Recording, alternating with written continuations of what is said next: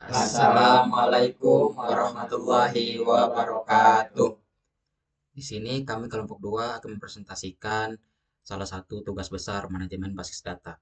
Di sini tema yang kami angkat atau studi kasus bertema kosan. Di sini ada anggota kelompok. Yang pertama ada saya sendiri, Rizky Abdurrahman. Kepada saya Muhammad Darren Lagemak Baraihan. Saya Nilsai Kaisnaini. Saya Muhammad Hijri Tauhid Ma'ruf. Bismillahirrahmanirrahim. Di sini saya Rizky Abdurrahman akan menjelaskan mengenai deskripsi dan latar belakang, studi kasus, dan pemodelan relasi antar tabel.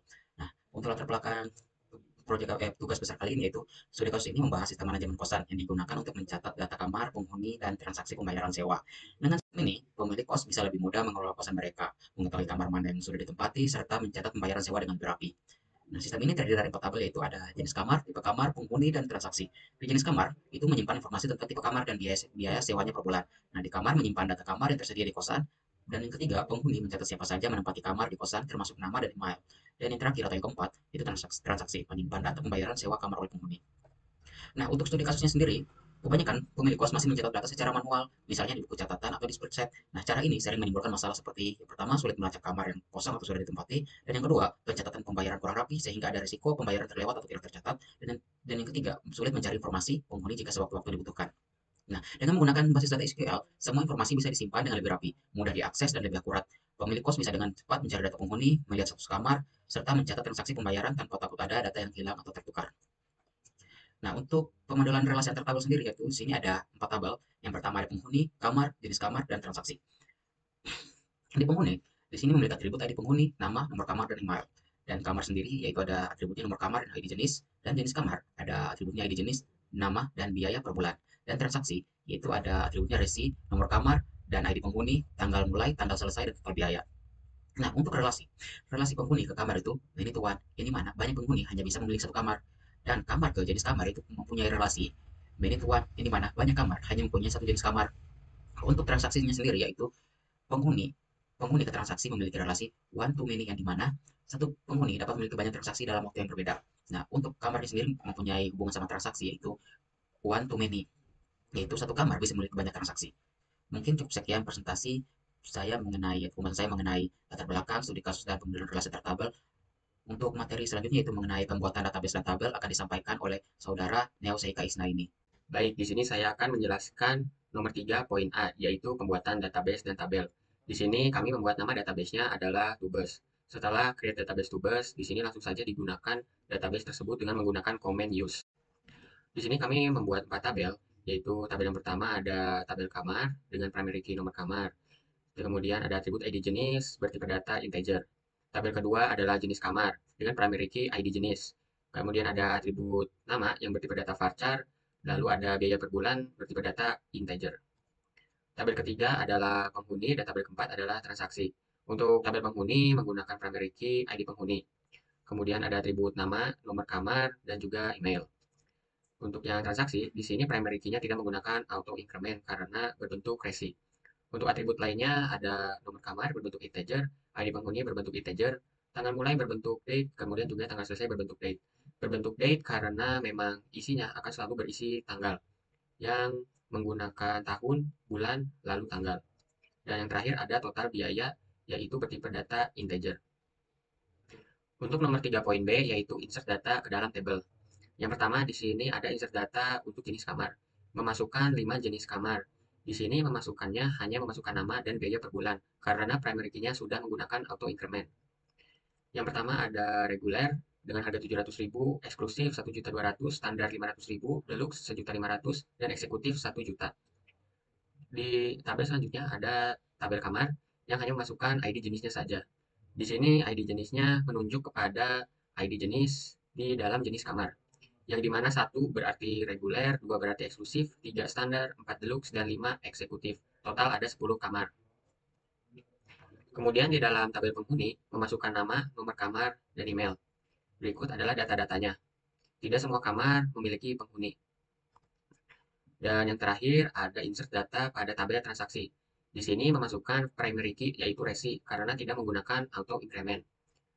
Lalu memasukkan nomor kamar, jadi penghuni, tanggal mulai, tanggal selesai, dan total biaya. Total biaya sendiri dihitung dengan cara mengkalikan biaya per bulan dengan biaya lama tinggal si penghuni.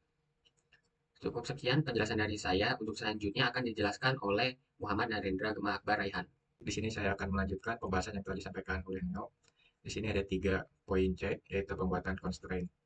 Di sini pada tabel kamar terdapat constraint yaitu auto increment dan juga primary key, di mana auto increment ini berguna sebagai pengisi otomatis dari integer.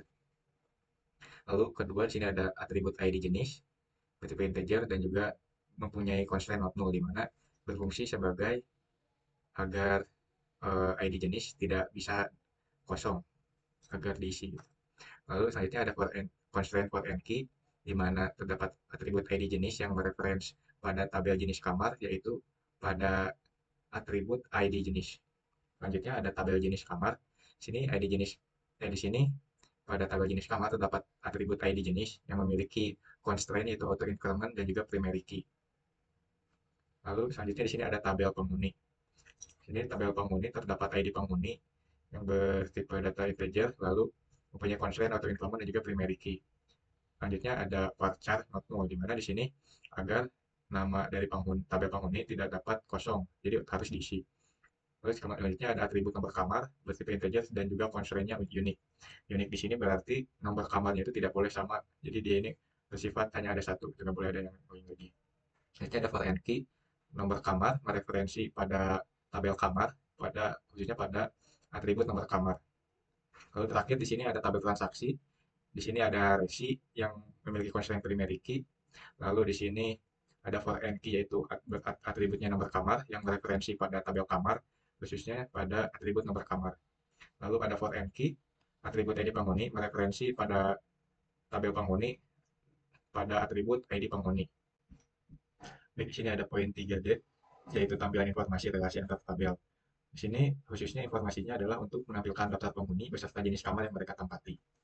Di sini untuk query-nya sendiri, pertama-tama memilih penghuni alias P, yang atributnya adalah ID penghuni, nama, email, kemudian terdapat tabel kamar aliasnya K, menggunakan alias K, yaitu nomor kamar, dan juga terdapat tabel jenis kamar alias J, yaitu nama sebagai jenis kamar, dan juga biaya per bulan.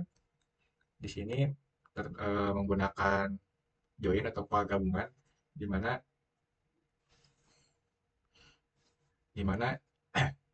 ini itu yang tadi kan. Di sini terdapat join atau pergabungan, di mana tabel kamar digabungkan dengan tabel penghuni menggunakan primary key, nomor kamar. Lalu yang kedua terdapat pergabungan tabel jenis kamar dengan tabel kamar dengan primary key ID jenis. Ini untuk outputnya sendiri seperti ini. Terdapat informasi jenis kamar yang ditempati oleh penghuni-penghuni pada kosan. Baik, untuk selanjutnya di sini terdapat informasi untuk menampilkan transaksi atau total biaya pembayaran beserta nama penghuni dan juga nomor kamar. Di sini pertama-tama terdapat pemilihan transaksi alias T dengan kolom resi, lalu tabel penghuni alias P dengan kolom nama, lalu ada tabel kamar alias K dengan kolom nomor kamar.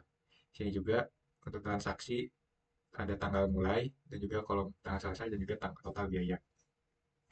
Di sini terdapat join atau penggabungan yang dimana menggabungkan tabel penghuni dengan tabel transaksi menggunakan primary key ID penghuni. Lalu terdapat juga penggabungan tabel kamar dengan tabel transaksi menggunakan primary key nomor kamar. Baik, mungkin cukup sekian yang dapat saya sampaikan. Selanjutnya akan dilanjutkan oleh Muhammad Hijri Thorik Ma'ruf. Baik, saya akan melanjutkan menjelaskan tampilan informasi menggunakan klausa. Jadi saya menampilkan semua penghuni yang tinggal di kamarnya lebih dari 1 juta per bulan, lalu diurutkan berdasarkan nama menggunakan query seperti ini. Pertama saya memilih resi, nama, kamar, tanggal mulai, tanggal selesai, dan total biaya. Dari tabel transaksi sebagai T, lalu join penghuni sebagai P, lalu di mana ID penghuni dari transaksi itu sama dengan ID penghuni dari penghuni gitu. Lalu join kamar sebagai K, lalu nomor kamar dari transaksi sama dengan nomor kamar dari kamar. Selanjutnya, tampilan informasi menggunakan klausa yang kedua, yaitu menghitung jumlah transaksi per jenis kamar. Hanya menampilkan kamar yang memiliki lebih dari 1 transaksi, diurutkan berdasarkan jumlah transaksi. Yang pertama memilih nama, nama dari penghuni, nama dari jenis kamar sebagai jenis kamar, lalu ada biaya per bulan dari jenis kamar dari penghuni yang bergabung ke kamar sebagai K, lalu nomor kamar dari penghuni sama dengan nomor kamar dari kamar, lalu bergabung dengan tabel jenis kamar sebagai JK, di mana ID jenis kamar sama dengan ID jenis kamar, di mana biaya per bulan jenis kamar itu lebih besar daripada 1 juta, lalu diurutkan berdasarkan nama ascending. Oke, selanjutnya membuat view. Saya membuat view untuk menghitung total biaya transaksi per penghuni. Dengan query-nya seperti ini. Pertama, create view. Nama view-nya yaitu total biaya per penghuni sebagai pertama memilih dulu nama, lalu ada agregat penjumlahan total biaya dari transaksi sebagai total biaya dari tabel penghuni. Di mana join ke tabel transaksi sebagai T, lalu ID penghuni itu sama dengan ID penghuni dari tabel transaksi. Lalu dikelompokkan berdasarkan nama. Nah, cara menampilkannya menggunakan select all from nama view yang sudah tadi dibuat. Lalu membuat view yang kedua, membuat view untuk menghitung rata-rata biaya per jenis kamar. Pertama caranya menggunakan query create view, nama view-nya. Di sini rata-rata biaya per jenis kamar, lalu memilih nama sebagai jenis kamar, lalu menggunakan aggregate average, biaya per bulan jenis kamar sebagai rata-rata biaya. Dari tabel jenis kamar sebagai JK, lalu dikelompokkan berdasarkan nama jenis kamar. Lalu cara menampilkannya menggunakan select all from rata-rata biaya per jenis kamar. Oke, yang ketiga ada menampilkan informasi menggunakan subquery. Nah, di sini menampilkan penghuni yang tinggal di kamar dengan biaya per bulan lebih tinggi dari biaya semua jenis kamar. Di sini query yang digunakan adalah memilih nama dari penghuni, lalu nama dari jenis kamar sebagai jenis kamar, lalu biaya per bulan jenis kamar. Dari tabel penghuni sebagai P yang bergabung ke kamar sebagai K, di mana nomor kamar penghuni sama dengan nomor kamar, lalu bergabung ke jenis kamar sebagai JK, lalu ID jenis kamar sama dengan ID jenis kamar, di mana biaya per bulan jenis kamar itu lebih besar daripada nah di sini subquery-nya itu memilih biaya per bulan from jenis kamar. Di sini subquery-nya itu memilih rata-rata biaya per bulan dari jenis kamar. Lalu yang kedua menampilkan informasi menggunakan subquery. Nah, menampilkan transaksi yang total biayanya lebih tinggi dari total biaya transaksi terendah.